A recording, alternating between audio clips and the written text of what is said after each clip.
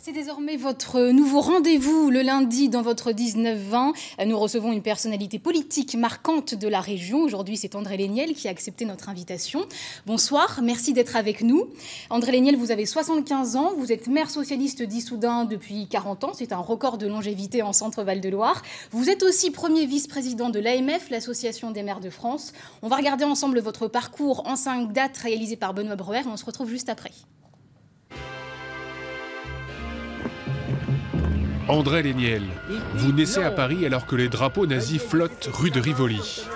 Votre père vite parti, votre mère vous élève seule. À 14 ans, vous quittez l'école, vous enchaînez les petits boulots.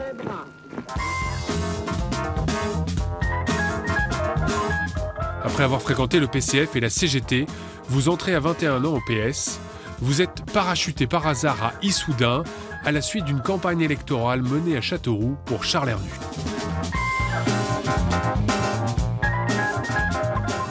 À 35 ans, vous êtes élu maire d'Issoudun. 2 ans plus tard, vous devenez le plus jeune président d'un conseil général en France. Et en 1981, vous êtes élu député. C'est parti pour une gestion sans partage du pouvoir local.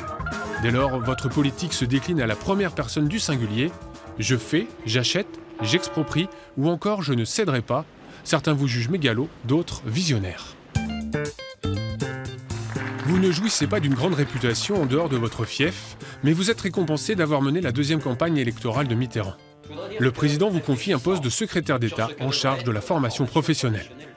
Vous découvrez, à l'époque, qu'il faut 2 ans et demi pour mener une politique, là où vous mettiez 1 an à Issoudun, mais peu importe, vous restez fidèle à Mitterrand, que vous considérez d'ailleurs comme votre seul patron. 3 ans plus tard, vous quittez la formation professionnelle pour le poste de secrétaire d'État d'aménagement du territoire. Ouf, vous restez au gouvernement. 1996, c'est la tuile. Vous êtes mis en examen dans le cadre de l'affaire Urbain. Le PS est dans la tourmente, vous aussi en tant qu'ex-trésorier et maire d'Issoudun. La justice vous reproche des contrats passés avec des entreprises en contrepartie d'une rétrocommission, une somme destinée au financement des futures campagnes du PS. Mais dans cette affaire, vous êtes finalement relaxé.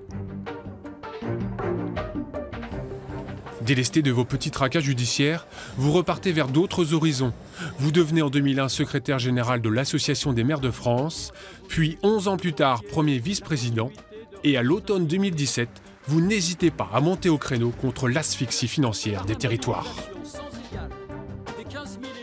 Il y a un moment où ça n'est plus soutenable. Et nous en sommes là.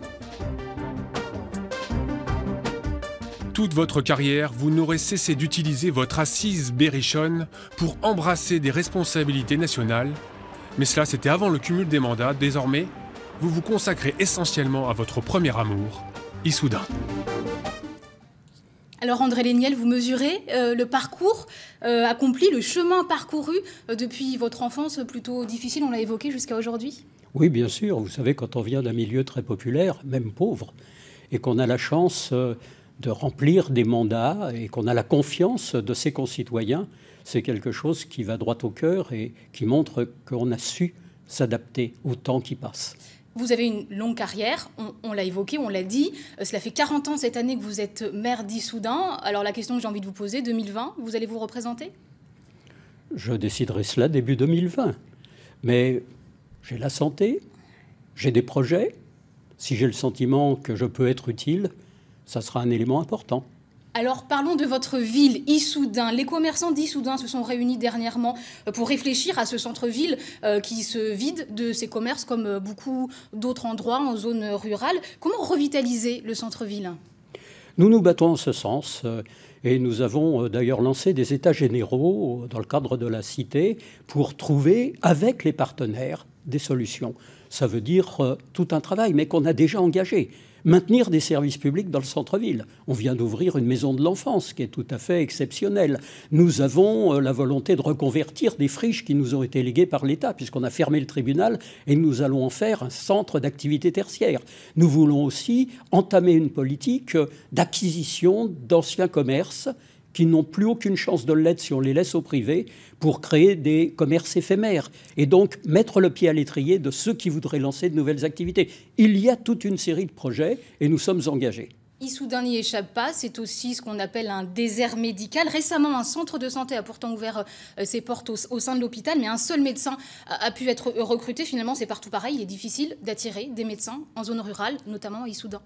Nous faisons beaucoup, et c'est pourquoi j'ai lancé déjà depuis de nombreuses années un contrat local de santé. Et j'avais effectivement, il y a même pas 15 jours, le 5e forum de la santé à Issoudun. C'est là que j'ai annoncé la création de ce centre de santé.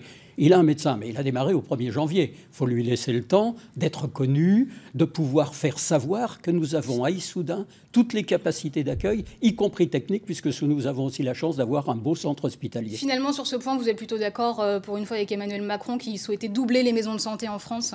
Mais ce n'est pas un problème de maison de santé. C'est une mauvaise vision des choses. Le problème, c'est d'avoir des médecins à mettre dedans. Ça ne sert à rien d'avoir des murs. Les murs, je peux en trouver en 24 heures. Le problème, c'est d'avoir des médecins. Je suis de ceux qui pensent que tant qu'il n'y aura pas la capacité à orienter les médecins vers les zones qui, malheureusement, n'ont plus la possibilité de répondre aux attentes de nos concitoyens, alors nous ne remplirons pas tout à fait notre mission. Autre sujet, la région a mis en place récemment un groupe de travail pour réfléchir au nouveau schéma d'aménagement et de développement rendu nécessaire par la réforme territoriale. Comment vous, dans ce cadre, vous voyez la place d'Issoudun, du Berry, au sein de la région Centre-Val de Loire? Je pense que la place du Berry, c'est plus important que la seule place d'Issoudun, même si j'y suis attaché, elle doit être renforcée. C'est vrai qu'il y a spontanément la vallée de la Loire, avec les points forts que sont Orléans, Tours et bien entendu Blois. Mais il y a aussi le nord de la région, Chartres, Dreux, et puis il y a le Berry. Et le Berry, il mérite d'être mieux pris en compte et d'avoir les moyens de son développement. Et justement, plusieurs élus ont proposé, il y a quelques mois récemment, une fusion entre le Cher et l'Indre pour en faire un seul et même département, de Berry. Quelle est votre position là-dessus? C'est une bonne idée, ça demandera du temps. Il faut que ça se fasse dans la concorde, mais c'est une excellente idée et je suis de ceux qui la défendent. Et d'ailleurs, il y en a déjà qui sont dans cette disposition d'esprit. Les chambres des métiers de l'Indre et du Cher ont déjà fusionné pour faire une chambre des métiers du Berry. Alors, on l'a dit tout à l'heure, André Léniel, vous êtes aussi premier vice-président de l'AMF, l'Association des maires de France. On vous a beaucoup entendu à l'automne dernier au moment de l'annonce de la suppression de la taxe d'habitation. Aujourd'hui, savez-vous concrètement comment vous, les collectivités locales, les communes, vont pouvoir compenser cette perte de la taxe d'habitation?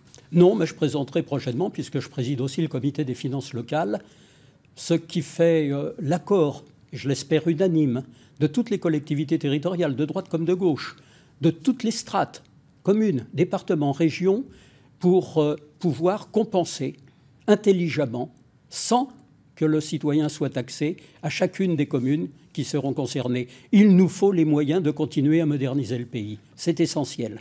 Autre actualité qui vous concerne, André Léniel, la bataille pour prendre la tête de votre parti, le Parti socialiste, le PS. Ce sera le mois prochain, les 15 et 29 mars. Qui soutenez-vous pour devenir le premier secrétaire? Quel est votre candidat? Je suis engagé clairement aux côtés d'Olivier Faure, qui est un homme de rassemblement, qui est un homme qui a montré ses compétences, à la fois au Parlement en tant que président de groupe, mais aussi dans toute sa vie militante. Et je pense qu'il peut être celui qui reconstruit le Parti socialiste et qui ensuite pourra se tourner vers l'ensemble de la gauche pour reconstruire toute la gauche. Merci beaucoup André Léniel d'avoir été notre invité ce soir, l'invité politique du 19-20.